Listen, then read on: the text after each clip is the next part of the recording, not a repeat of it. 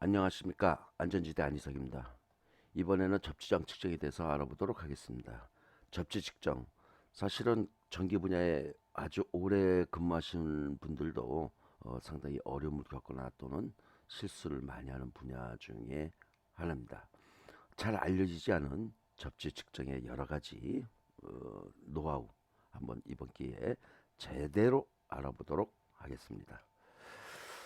접지장 측정하기 위해서는 우선 접지장 측정계 종류에 대해서 간단하게 알아보도록 하겠는데요. 여러 가지 종류가 시중에 나와 있습니다. 일반적으로 제일 많이 쓰는 접지장 측정계라고 하면 전이강화법 또는 전이차계법이라고도 부르는 그런 종류가 많이 보급되고 있는데요.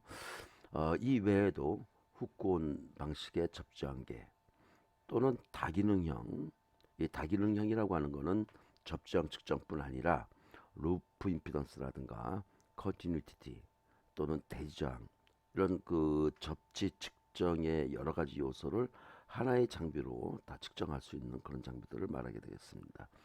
뭐 대지저항만 측정하는 전용 장치도 있겠고요. 아주 컨티뉴티티만 측정하는 그런 접정 측정기도 있습니다. 이런 것들은 접지를 구성하는 몇 가지 개별 요소들인데요. 일반적으로 우리가 측정하게 되는 것들은 접지 극의 접지 저항을 측정하는 이런 접지 저항계에 의한 측정 요소고요. 그 외 루프라든가 컨티뉴티티 등 다양한 접지의 요소들을 측정하는 기구들이 보급되고 있습니다. 대지를 하나의 전해질 매체로 보고 그 전해질 매체의 전압을 인가했을 때 화학적 전기화학적 작용에 의해서 나타나는 전압 강화, 그 전압 강화를 다시 저항값으로 환산하는 형태의 원리를 갖고 있습니다. 따라서 대지를 전해질로 간주되는 전압 강화라고 하는 상당히 복잡한 원리를 갖고 있기 때문에 이 값을 테스타로 측정한다든가 해서는 안 되겠습니다. 일반적으로 대부분의 접지장계는 접지극과 보조극 사이에 약 40에서 75V에 해당되는 낮게는 120Hz, 높게는 약 4kHz에 해당되는 주파수의 PWM 변조 파형을 대지에 공급해서 측정하도록 만들어지고 있습니다.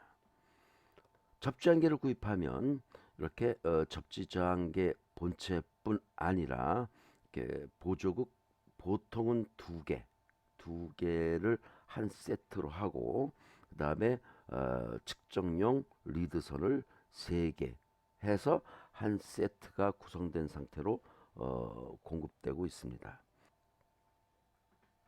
전이강화법에 대해서 다시 설명을 드리면 접지 저항계의 세 개의 단자 E극, P극, C극이 있는데 E극과 C극 사이에 접지 저항계에서 발생시킨 전압을 인가를 하면 그 사이에 있는 P극 사이에서 전압 강화가 발생하는 이 전압 강화를 저항값으로 환산해서 보여준 형태가 되겠습니다. 일반적으로 접지극이라고 하는 것은 이것은 접지저항계에서 접지 측정을 위해서 타설하는 보조극과 또는 실제 접지극과 다 같은 원리인데요. 접지극을 대지에 매설을 하면 매설된 접지극에 대해서 일정한 거리만큼 저항 구역이 생긴다라고 간주되고 있습니다. 이 간주되는 저항 구역이라고 하는 것은 일반적으로 약 5m에서 20m 정도, 토양의 성향에 따라 5에서 20m 정도의 거리에 저항 구역이 생긴다라고 그렇게 간주하고 있는데요. 뭐 일반적인 토양에서는 보통 5m로 간주합니다. 그래서 그 접지 전극의 저항 구역을 벗어난 정도의 거리, 그 벗어난 거리 정도로 떨어진 그 거리에 보조국을 매설해서 그 사이에 전압을 인가하고 또 보조국 사이의 전압 강하를 측정하게 되는 것입니다. 이렇게 저항 구역이 존재한다는 것은 접지를 시공할 때에도 굉장히 중요한 원리가 되겠는데요.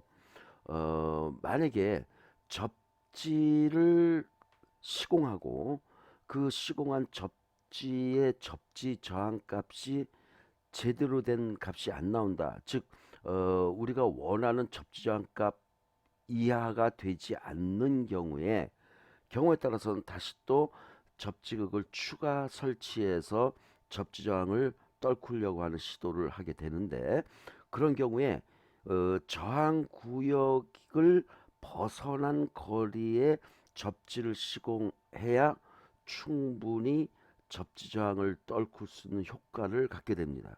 만약에 접지극을 시공을 한 그 바로 옆에다가 또 접지극 하나를 더 추가하고 그 추가된 접지극과 병렬을 연결하면 접지극 수만큼, 다시 말하면 두 개를 설치했을 때 2분의 1만큼 떨어지지 않는다는 것을 의미하는 그림이 되겠습니다. 반드시 접지는 먼저 시공한 접지극에 대해서 더 낮은 접지 저항을 얻기 위해서는 이렇게 저항 구역 바깥으로 떨어뜨리는, 즉 5m 이상 떨어뜨려서 다시 추가 시공을 해야 된다는 걸 의미하기도 하고요. 아울러 접지항 측정을 할 때 보조국 E극, P극, C극 사이에 5m 이상 떨어뜨려야 된다는 것을 의미하는 아주 중요한 도표가 되겠습니다. 일반적으로 접지 저항을 측정할 때 쓰는 전이강화법 측정할 때 먼저 보조극, 접지 저항계를 살 때 따라오는 보조극을 접지가 시공된 예상 지점으로부터 5에서 20m 정도 떨어진 거리에 보조극 첫 번째 보조극을 설치하고요. 그로부터 또 5에서 20m 떨어진 거리에 두 번째 보조국을 설치하게 됩니다. 이 두 개 간의 거리는 사실은 똑같지 않아도 되는데요. 예를 들어서 첫 번째 보조국을 접지로부터 5에서 20m 떨어진 거리, 예를 들어 7m로 선정을 해서 설치하였을 경우에 두 번째 보조국이 또 7m여야 될 필요는 없습니다. 역시 그냥 5에서 20m 정도 떨어진 거리면 되겠습니다. 이러한 사실들은 저희 같은 경우 상당히 많은 횟수를 거쳐서 테스트해 본 결과 큰 오차가 없다는 것을 실제로 확인도 했고, 거기에 따른 논문도 이미 발표가 되어 있는 상태입니다. 접지 측정 대상에 대해서 보조국을 설치했을 경우에 그 보조국 허용 저항값 범위 내에 대지 간의 접촉 저항값이 나와야 되는데요.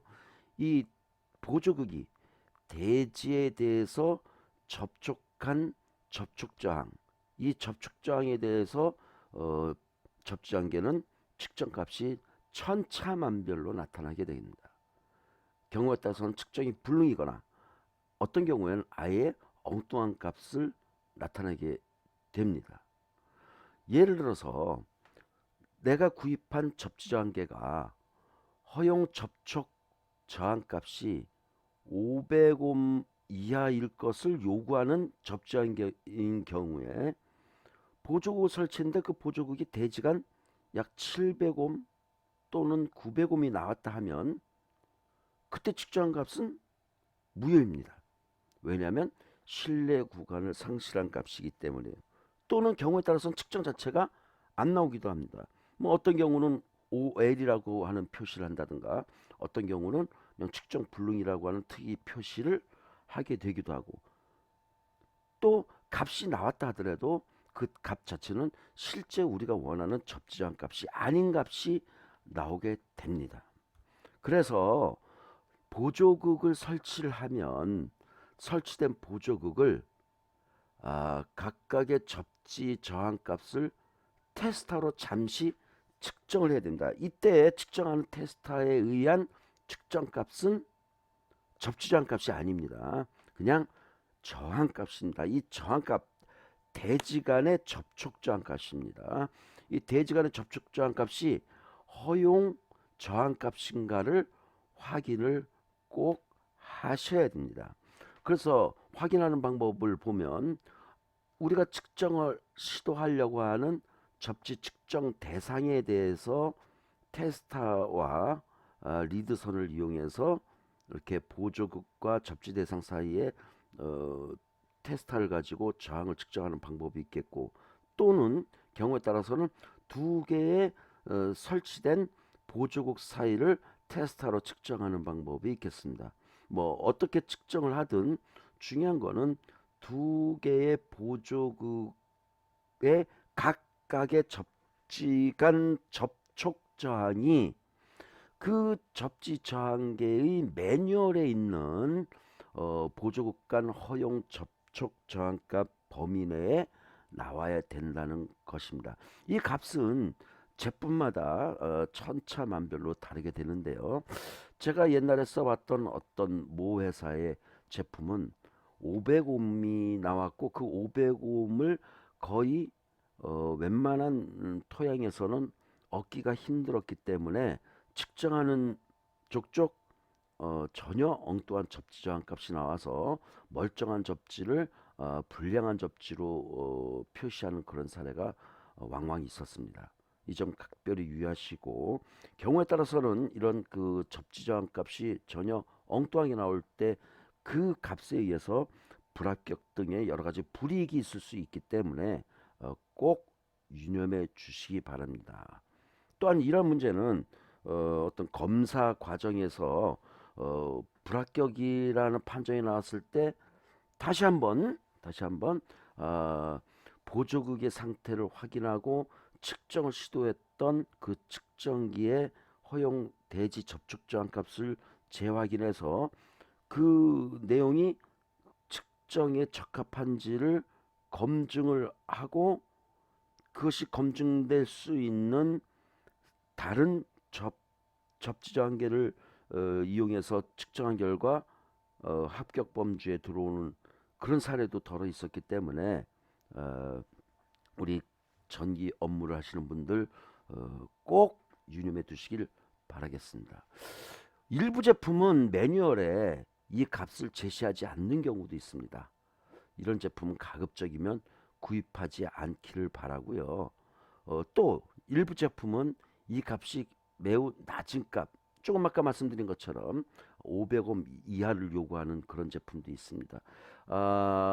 보조극을 토양에 접촉을 할 때 상당히 많은 범주에서 약 1kg, 2kg 범주가 나오기 때문에 웬만하면 2000옴, 2kg 이하인 제품을 구입하시되, 가급적이면 2kg 이상인, 그러니까 성능이 좋은 제품은 약 20kg옴인 제품도 있으니까 가급적이면 이 보조 전극의 허용 저항값이 높은 제품을 구입하시는 것을 강력히 추천해 드립니다. 어떤 제품은 굳이 테스터로 보조 접지극의 저항값을 측정을 하지 않는다 하더라도 접지 저항계 내에 보조 접지극의 저항값이 표시되는 그런 제품도 있습니다. 이런 제품을 구입하시는 것은 더 좋겠죠. 강력히 추천합니다. 전위강화법으로 접지를 측정할 경우에 이렇게 아까 말씀드렸던 것대로 보조극 두 개를 준비하고 두 개의 보조극에서 각각 EPC EPC의 테스트 단자를 통해서 첫 번째 보조국은 P극으로, 두 번째 보조국은 C극으로 해서 준비를 한 다음에 이 단자를 통해서 접지 측정 리드를 갖고 와서 접지를 측정하게 됩니다. 상당히 많은 분들이 접지를 측정할 때 접지 리드를 찾고 접지를 시공한 단자를 찾아서 그 단자에다가 리드를 연결한 그러한 측정법을 활용하시는데, 이거는 접지 측정의 나쁜 습관 중에 하나고요. 접지란 예컨대 외함을 접지할 때는 그 외함이 접지 효과를 보기 위해서 접지를 하는 것이니, 접지 단자의 부식이라든가 눈에 보이지 않는 단선 등을 예상해 본다면 접지를 측정할 때 반드시 접지 대상인, 예를 들어서 외함이라 하면 그 외함의 어떤 부분, 접지선을 어디다 물렸든지 간에 접지선 물려 있는 것에 연연하지 말고 접지 효과를 봐야 되는 그 대상 물체의 한 지점에, 임의 지점을 리드로 접촉을 해서 접지를 측정하는 것이 제대로 된 접지 측정 방법이 되겠습니다. 경우에 따라서는 접지 단자함을 이용할 수도 있겠습니다. 우리나라 건물에서는 일반적으로 변전실, 전기실에 종합 접지 단자함을 시공하게 되겠는데요. 뭐 그림처럼 이렇게 여러 개의 접지 종별인 접지를 준비해 놓고 그것을 여러 개 단자를 다시 하나의 통합 단락 단자를 이용해서 공통 접지 상태를 만든 다음에 사용되고 있습니다. 뭐 이렇게 왜 공통 단자 상태로 다시 만들어야 되는지, 그러니까 시공할 때는 개별로 시공을 해놓고 나중에 가서는 다시 이렇게 공통으로 연결해야 되는 이런 이유에 대해서는 다음에 또 시간을 준비해서 별도로 공통 접지와 개별 접지의 관계라든가 또 어느 쪽이 유리한 관계인지의 여부에 대해서는 한번 교육을 하도록 하겠습니다. 어쨌든 이렇게 전기실에 접지 단자가 준비되어 있고, 준비된 접지 단자를 통해서 접지를 각각의 접지를 가져가고 있습니다. 보통 뭐 이제 뭐 맨 왼쪽부터 뭐 피레기용 접지, 그다음에 1종 접지, 그다음에 3종, 2종, 뭐 여러 가지 그 용도에 따라 구분하게 되는데요. 어쨌든 접지를 측정할 때 처음에는 접지 단자가 있을 경우에 그 단락된 상태의 공통 접지를 측정을 합니다. 요즘에 시공하는 건물은 접지 단자 내에 접지 측정을 위한 보조극이 준비되어 있습니다. 이런 경우에는 아주 수월하게 보조극의 EPC 단자의 접지 자환계의 EPC 단자의 P극과 C극을 각각 연결을 하고 그 다음에 접지 저항 측정 리드를 빼서 접지 단자에 접촉함으로써 접지 저항 측정을 할 수 있게 되겠습니다. 두 개의 접지 보조극 중에 어느 게 P극이고 어느 게 C극인지 확인이 사실 쉽지 않은데요. 이런 경우는 P극과 C극을, 그러니까 접지 저항계에서 나오는 E극과 P극을 일단 임의로 연결을 하고 측정을 한 다음에 다시 두 개의 단자를 교차를 해서 서로 바꿔서 다시 한번 두 번을 측정을 하되, 두 번 측정한 중에 가장 낮은 값이 실제 접지 저항 측정 값이 되겠습니다. 왜 두 개의 측정 값 중에 낮은 값이 제대로 된 접지 측정 값인지 여부는 원리적으로 조금 좀 복잡한 문제니까 여기서는 생략하도록 하겠습니다. 옛날에 지어진 건물이나 요즘 지어진 건물 중에서도 일부는 접지 측정을 위한 보조국이 설치 안 되어 있는 경우도 있습니다. 이 경우에는 접지 단자를 공통으로 연결하고 있었던 단락 부스를 제거를 하시는데 반드시 정전 후 분리하셔야 됩니다. 분리할 때 정전되어 있지 않은 상태에서는 고압기기의 일부에서 고전압이 발생할 수도 있고요. 경우에 따라서는 일부 순환전류나 지락전류가 개폐되는 상황이 발생되면서 단지에서 심한 아크가 발생할 수도 있습니다. 어쨌든 정전 후 단락 부스를 제거하고 난 다음에 P극과 C극을 임의로 두 단자를 선택해서 연결하고 그리고 연결되지 않은 나머지 극에 대해서 E극을 연결해서 접지를 측정할 수 있습니다.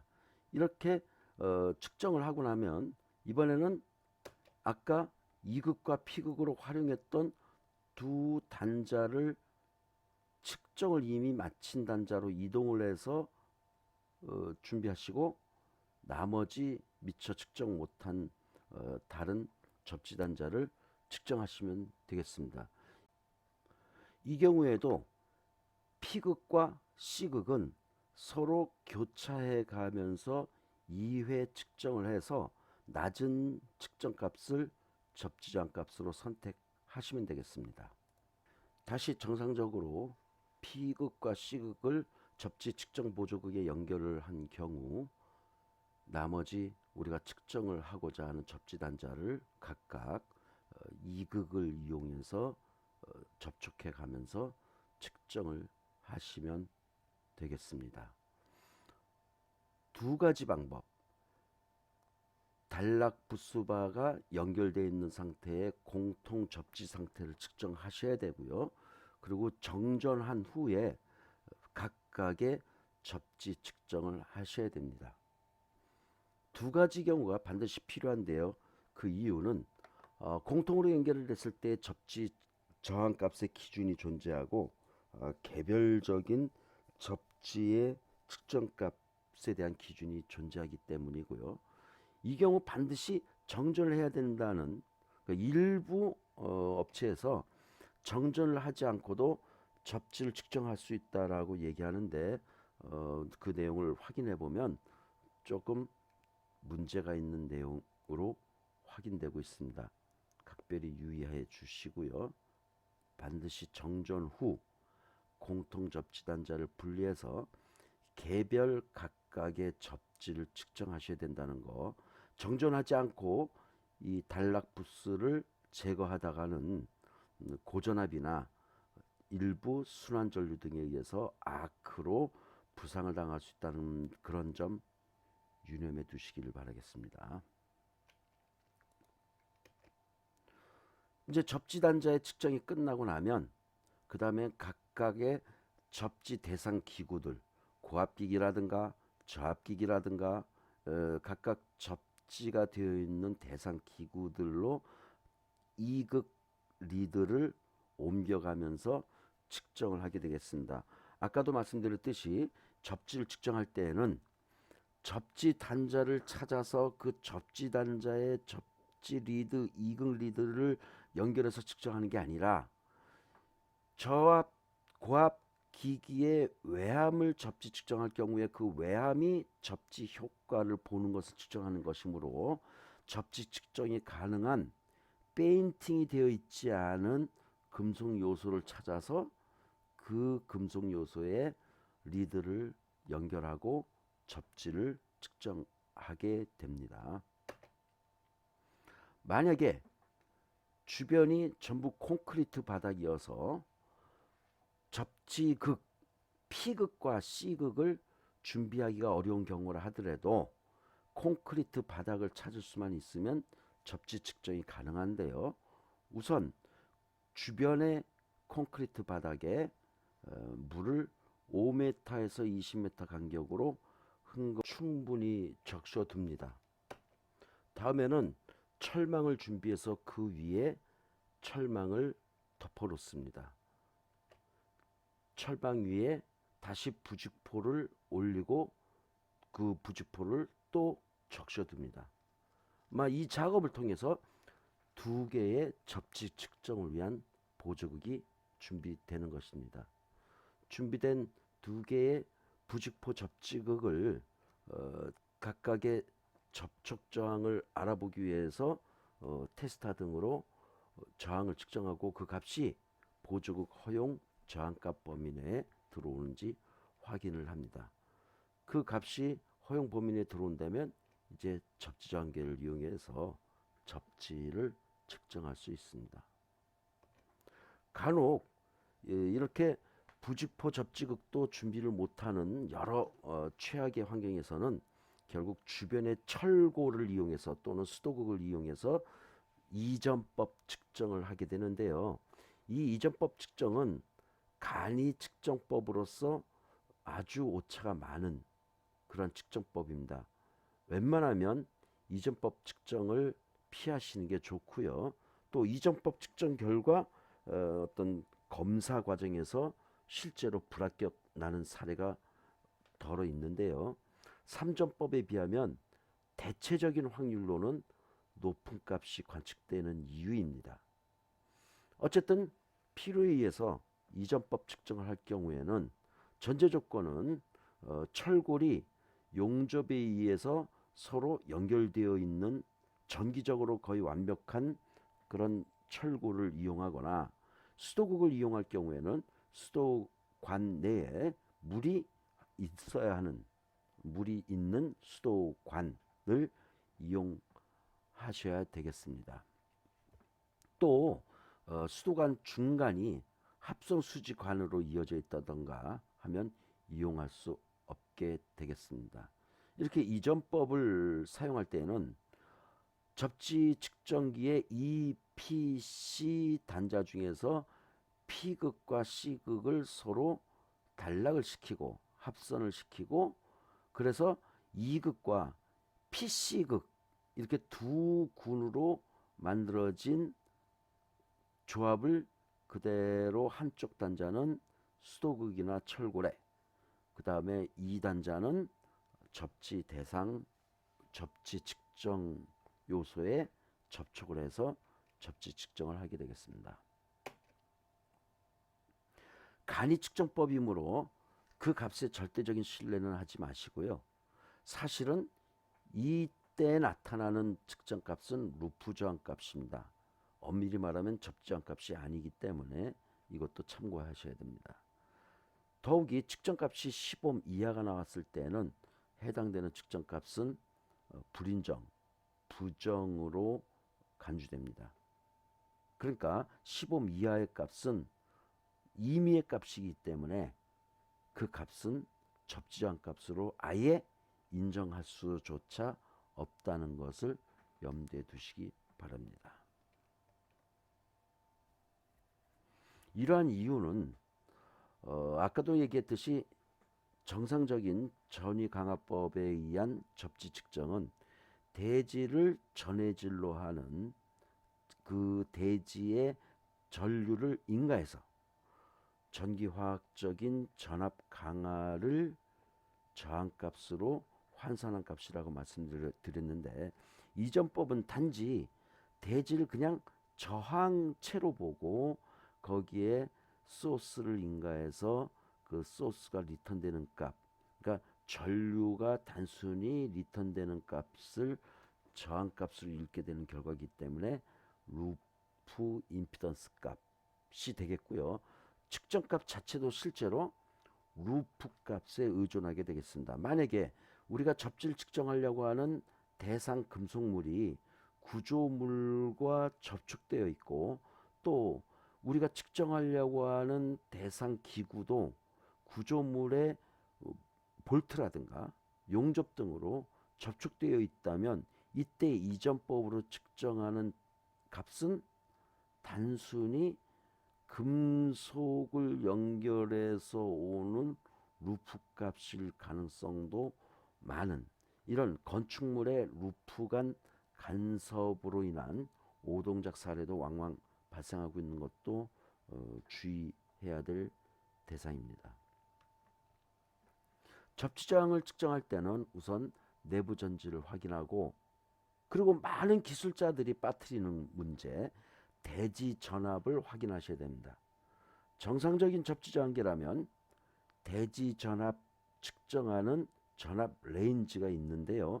이 전압 레인지는 접지극이 대지 전이 발생되고 있는지 여부를 확인하기 위한 레인지입니다. 그래서 대지 전압을 확인을 해보고 그 전압이 10V 이상이면 그 자체로서 측정이 무효입니다. 이 이유는 첫째는 대지 전압이 10V 이상이라는 이유는 어딘가 지금 지락, 누전이 발생하고 있다는 얘기고요. 접지의 기본 목적인 대지전이 저감이라고 하는 내용으로 볼 때 대지로부터 10V 이상의 전위가 뜬다는 자체로서 접지의 기능이 상실된 상태입니다. 또한 두 번째 이유로서 대부분의 접지 저항계는 대지 전압 10V 이상에서 상당한 오차, 보통 30% 이상 거의 무한대에 이르는 어떤 계측기는 아예 10V 이상의 대지 전압에서는 측정이 안 되는 이러한 문제가 발생하기 때문에 10V 이상의 대지 전위에서는 대지 전압 때문에 발생하는 여러 이유로 인해서 접지저항 측정을 중단해야 되는 것입니다. 이전법 측정의 경우 그 측정값이 10옴 이하인 경우는 오차과대로서 인정하지 않는다는 거 꼭 염두에 두시기 바랍니다. 접지 저항값이 접지 성능이 절대값이 아님을 꼭 명심해 주셔야 되고요. 이 얘기는 무슨 얘기냐면 많은 현장에서 접지 저항값이 낮게 나오면 접지 성능이 굉장히 좋은 거로 인식되고 있는데 사실은 접지 성능이라고 하는 거는 여러 가지 지표로서 얘기될 수 있는 겁니다. 예컨대 루프 임피던스 값, 루프 값은 낮을수록 좋지 않은 접지입니다. 루프는 없을수록 좋은 거고요.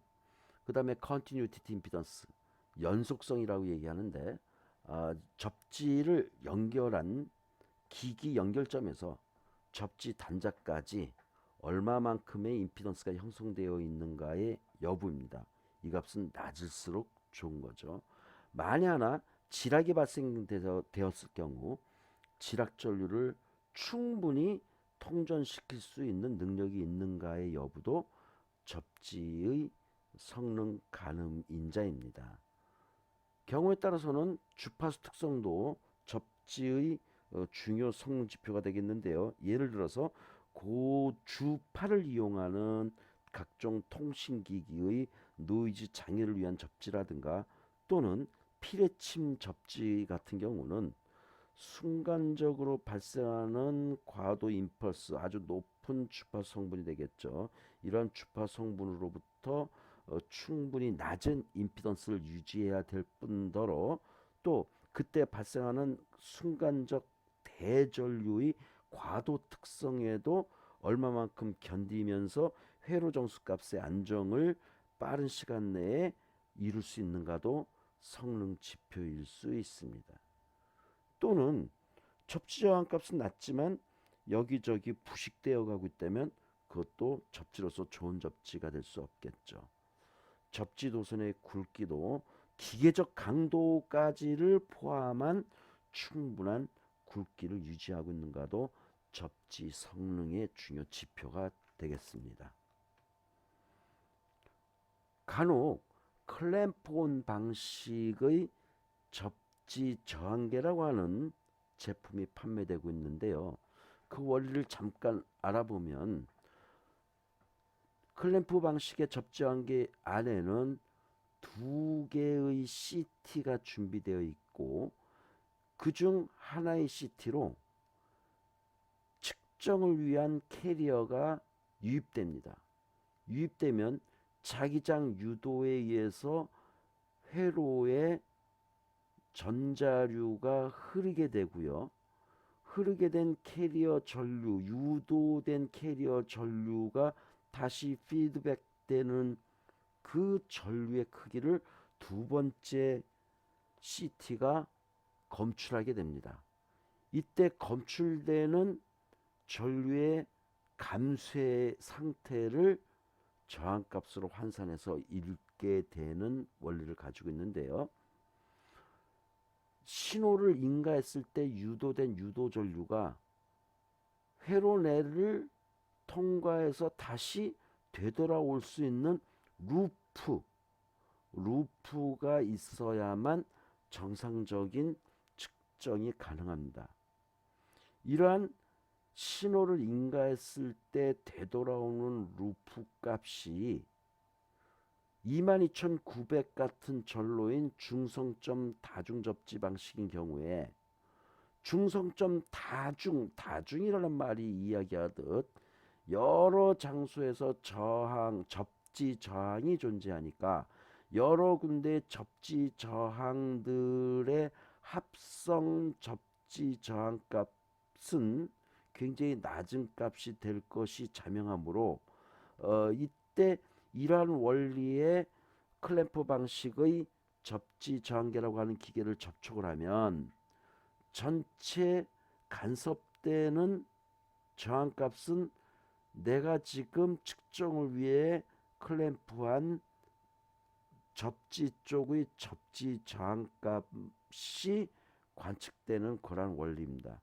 다시 한번 얘기하면 내가 관측을 위해서는 첫째는 루프가 구성되어야 된다. 루프가 구성되어야 된다는 것이 첫 번째 조건이고, 두 번째는 내가 측정하려고 하는 접지와 그 상대방의 접지의 관계에 대해서 그 상대방 쪽 접지가 무수히 많아서 내가 측정하려고 하는 접지 저항보다는 더 많은 접지에 의해서 접지 환산 병렬 접지 값이 굉장히 낮을 경우, 내가 측정하려고 하는 접지보다 상대방 접지를 무시해도 되는 경우에 한해서 그것도 루프가 구성되어 있는 경우에 측정이 가능한, 엄밀히 말하면 루프 임피던스 측정기입니다. 우리가 알고 있는 3종 접지, 1종 접지, 원칙적으로는 오픈 회로입니다. 그래서 클램프를 물려도 정상적으로 접지가 되어 있다면 측정이 안 되는 것이 정상이고, 또한 제대로 시공한 곳에서는 측정이 안 됩니다. 2종 접지선도 중간에 지락이 되어 있거나 누전만 되어 있지 않다면 측정 자체가 안 됩니다. 측정값은 접지점값이 아니라 루프값입니다. 다른 접지점과 만약에 동일한 접지점값이 나온다면 그것은 사실은 접지 측에 많은 루프가 구성되어 있는 좀 나쁜 접지 상태고요. 접지 저항값이 나쁜 게 아니라 루프가 많이 구성돼서 나쁜 접지입니다. 루프가 많이 구성되어 있다는 것은 주변에 순환 전류가 많이 흐를 수 있는 그런 얘기죠. 22,900의 중성선 다중접지 계통이 아닌 경우는 사용을 할 수 없는 측정기입니다.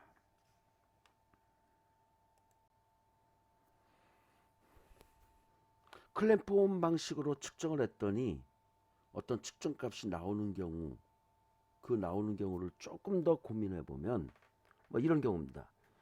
우리가 측정하려고 하는 외암 접지 측정인데 그 외암이 다른 구조물에 연결되어 있는 볼팅이라든가 용접 등으로 연결되어 있는 상태에서 측정을 하면 연결점, 구조물의 연결점을 통해서 그 구조물의 접지 효과를 통해서 접지선을 통해서 루프가 구성되고, 이 구성된 루프의 임피던스가 관측되는 경우, 또는 아예 구조물과 접지가 혼축되어 있다면 그 혼축되어 있는 구조물과 접지 사이의 루프, 또는 구조물이 구성하고 있는 루프 등에 의해서 얻어진 이 루프 접지 저항을 통한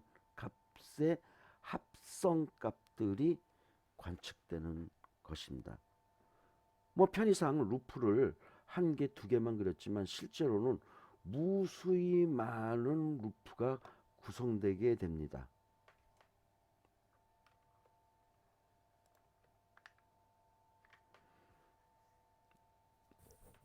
이 외에 아까 얘기한 전위강화법 접지저항 측정 말고도 대지저항률 측정이라든가 뭐 여러 가지 또 다른 측정인데 참 간단하게만 안내해 드리도록 하겠습니다. 대지저항률 측정이라고 하는 것은 접지를 시공하기 전에, 특히 시공업체 측에서 굉장히 유용한, 또는 설계업체 측에서 굉장히 유용한 그런 측정인데요. 토양의 대지 저항률을 측정을 하고 측정한 결과 얻어진 그래프에 의해서 접지극을 어느 정도 깊이로 시공을 할 것이냐, 또는 몇 개를 시공할 거냐, 또는 어떤 면적의 접지극을 시공할 거냐를 결정하는, 보통 배너의 사정극법이라고 얘기하는데요. 겉보기 대지의 저항값을 측정하는 것이고, 접지 설계 시 필요한 깊이에 따른 대지 저항률을 계산할 때에 사용하게 됩니다. 실제로 측정하고 나서 공식에 의해서 환산한 값을 대입을 하면 얻어지는 그래프고요. 이러한 얻어진 그래프를 두 가지의 그래프를 놓고 설명을 드린다면, 지금 이 토양인 경우 깊은 깊이로 들어갈수록, 요게 깊이입니다. 대지의 깊이 1m, 2m, 4m, 8m, 16m. 깊은 깊이로 갈수록 토양의 저항값이 점점 높아지는 걸로 확인된 그러한 토양입니다. 이런 토양에서 접지를 시공할 때는 낮은 깊이의 접지를 시공할수록 유리한 접지 저항값을 얻어내는 것입니다.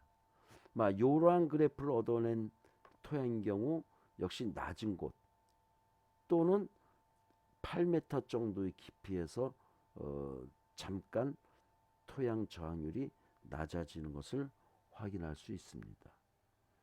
물론 이것은 시공하는 업체에서 활용 많이 하게 되겠습니다만, 꼭 업체뿐 아니라 일상적으로 전기 설비를 관리하시는 분의 입장에서도 접지 저항값이 부적합 판정을 받았다든가 했을 때, 결국 재시공할 때 무조건 깊게 시공한다든가 무조건 많이 시공하는 것에 매달리게 되는데, 그럴 것이 아니라 먼저 토양 저항률을 측정을 하고 그 결과에 따라 정밀한 설계를 하면 시공 후에 거의 예측값 범주 내로 얻어낼 수 있는 그러한 측정이 되겠습니다. 접지 저항 값을 결정하는 몇 가지 인자에 대해서 설명드리겠습니다. 접지 저항은 토양의 저항 값이므로 수분의 함유율, 그래서 수분이 얼마만큼 함유됐냐에 따라서 그 저항 값이 달라지게 되겠습니다. 또는 그 수분이 어떤 성분의 수분이냐, 바닷물이 유입되어 있느냐, 하천물이 유입되어 있느냐. 물론 토양에 증류수나 순수가 유입될 일은 거의 없겠습니다. 일반적으로 빗물까지가 한계이겠습니다만은, 어쨌든 어떠한 성분의 수분이 유입되어 있느냐에 따라서도 접지한 값이 달라지겠습니다. 또 그 수분에 포함된 전해질이 어느 정도의 농도로 혼입되어 있느냐, 그리고 염분이 있느냐, 또는 그냥 순수한 흙이냐, 또 흙 성분도 사암이냐 적토냐, 토양의 성향에 따라서 여러 가지 형태의 저항값을 갖게 됩니다.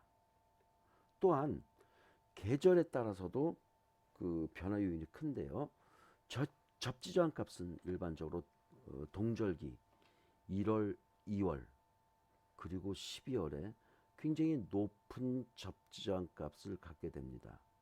이 그래프에 의하면 일상적으로 얻을 수 있는 기준을 100으로 놓고 볼 때 거의 30%가량. 그리고 장마철 등 수분이 많은 계절인 8월달 후반. 이게 왜 8월달 후반이냐면 6월, 7월달에 쏟아진 장마비가 충분히 토양에 스며들게 되는 계절은 그로부터 한 달 뒤인 8월, 9월이 되겠기 때문에 이렇게 8월, 9월달에 아주 낮은 접지점 값을 관측할 수 있습니다. 이렇게 8월달, 9월달과 제일 높은 값을 유지하는 2월달하고 비교하면 거의 두 곱절가량의 접지점 값의 차이를 나타내는데요. 이것은 어디까지나 평균적 값이 이렇다는 것이고, 실제로는 그 접지극을 설치한 지역에 여러 가지 환경적 변화, 예를 들어서 동절기와 하절기에 지하수맥이라든가 토양이 갖고 있는 수분의 함유량이 또 다른 여러 가지 물리적 변화가 생긴다면 이 그래프와 상관없이 더 큰 변동 요인이 있을 수 있겠고요. 호수 주변 등 늘상 수분이 공급되는 지역이라면 또 이러한 그래프보다는 훨씬 작은 변화폭을 확인할 수 있게 되겠습니다. 이상으로 접지량 측정에 대해서 내용을 마치도록 하겠습니다. 감사합니다.